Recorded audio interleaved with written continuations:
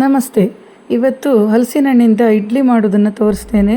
ತುಂಬ ರುಚಿಕರವಾದ ಇಡ್ಲಿ, ಮಾಡಲಿಕ್ಕೂ ತುಂಬ ಸುಲಭ. ಇದಕ್ಕೆ 1.5 ಕಪ್ ಆಗುವಷ್ಟು ಅಕ್ಕಿ ತರಿ, ಇಡ್ಲಿ ರವೆ ಅಂತ ಹೇಳ್ತೇವಲ್ಲ, ಅದನ್ನು ತಗೊಂಡು ನೀರಲ್ಲಿ 1/4 ಗಂಟೆ ನೆನೆಸಿ ಇಡಬೇಕು. ಆಮೇಲೆ ಆ ನೀರನ್ನು ಚೊಲ್ಲಿದ್ರೆ ಆಯಿತು. ಇದಕ್ಕೆ ಹಲಸಿನ ಹಣ್ಣು ತೊಗೊಂಡಿದ್ದೇನೆ. ಮನೆಯಲ್ಲೇ ಆದ ಬಕ್ಕೆ ಜಾತಿಯ ಹಲಸಿನ ಹಣ್ಣು, ತುಂಬ ಸ್ವೀಟಾಗಿದೆ. 2 ಕಪ್ ಆಗುವಷ್ಟು.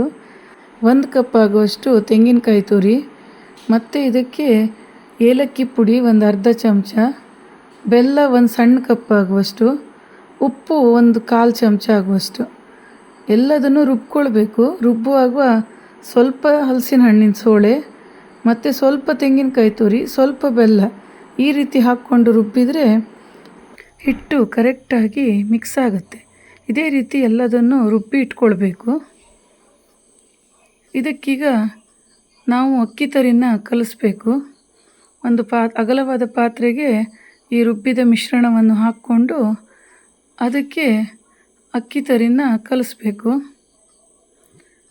ಕಾಯಿ ಹಾಕುವಾಗ ಸ್ವಲ್ಪ ಕಾಯಿನ ಉಳಿಸಿ ಇಟ್ಕೊಳ್ಬೇಕು.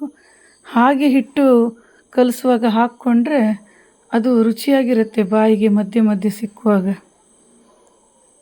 ಹಲಸಿನ ಹಣ್ಣಿನ ಇಡ್ಲಿ ತುಂಬ ಫೇಮಸ್ ನಮ್ಮ ಕಡೆ, ರುಚಿಯಾಗಿರುತ್ತೆ ಮಾಡಲಿಕ್ಕೆ. ಲಾಸ್ಟ್ ಬ್ಯಾಚ್ ರುಬ್ಬುವಾಗ ಏಲಕ್ಕಿ ಪುಡಿ ಮತ್ತು ಉಪ್ಪನ್ನು ಸೇರಿಸ್ಕೊಂಡೆ. ಹೀಗೆ ಎಲ್ಲದನ್ನು ಪಾತ್ರೆಗೆ ಹಾಕಿ ಅಕ್ಕಿ ತರಿನ ನೀರೆಲ್ಲ ಬಸಿದು ತೆಗೆದಿಟ್ಕೊಳ್ಬೇಕು. ಉಳಿದ ತೆಂಗಿನಕಾಯಿ ತುರಿನೂ ಈಗ ಸೇರಿಸ್ಕೊಂಡು ಚೆನ್ನಾಗಿ ಕಲಸಿ, ನೀರನ್ನು ಹಾಕೋದೇ ಬೇಡ ರುಬ್ಬುವಾಗ. ಹಣ್ಣಿನಲ್ಲಿರುವ ನೀರಿನಂಶ ಮತ್ತು ಕಾಯಿಯಲ್ಲಿರುವ ನೀರಿನಂಶ ಸಾಕಾಗ್ತದೆ. ಅಕ್ಕಿ ತರಿನ ನೀರು ಹಿಂಡಿ ಹಾಕ್ಕೊಳ್ಬೇಕು. ಪೂರ್ತಿ ಅಕ್ಕಿ ತರಿನ ಹಾಕಿ ಚೆನ್ನಾಗಿ ಕಲಿಸ್ಬೇಕು. ಹಲಸಿನ ಹಣ್ಣಿನ ದೋಸೆನೂ ತುಂಬ ರುಚಿಯಾಗಿರುತ್ತೆ. ಈ ರೀತಿ ಎಲ್ಲದನ್ನು ಚೆಂದ ಮಾಡಿ ಕಲಿಸ್ಕೊಂಡು ಇಡ್ಲಿ ತಡಿಗೆ ತುಪ್ಪವನ್ನು ಸವರ್ಕೊಳ್ಬೇಕು. ಹಿಟ್ಟನ್ನು ಹಾಕಿ ಒಂದು 20 ನಿಮಿಷ ಬೇಯಿಸಬೇಕು. ತುಪ್ಪದೊಟ್ಟಿಗೆ ಸವಿತಾ ಇದ್ದರೆ ತುಂಬ ರುಚಿಯಾಗಿರುತ್ತೆ.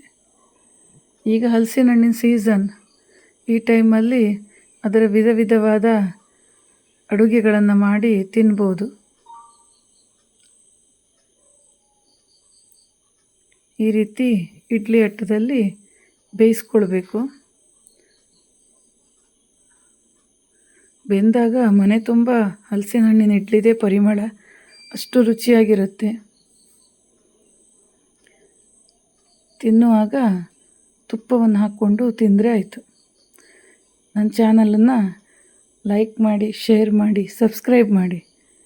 ಈ ರೆಸಿಪಿ ನಿಮಗೆ ಇಷ್ಟ ಆದರೆ ಖಂಡಿತ ಕಮೆಂಟ್ ಮಾಡಿ.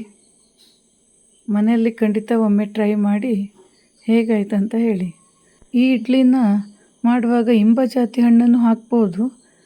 ಬಕ್ಕೆ ಆದರೆ ತುಂಬ ರುಚಿಯಾಗಿರುತ್ತೆ. Thank you.